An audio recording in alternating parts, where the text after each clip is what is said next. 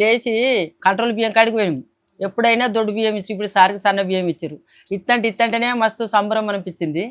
తెచ్చుకున్నా వండుకున్నా ఇక తింటున్నా.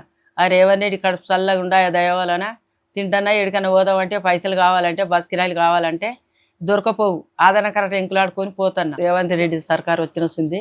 రుణం మాఫీ అయింది.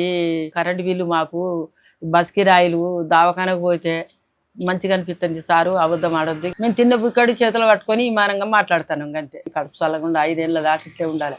అవతల మళ్ళీ నువ్వే రావాలి.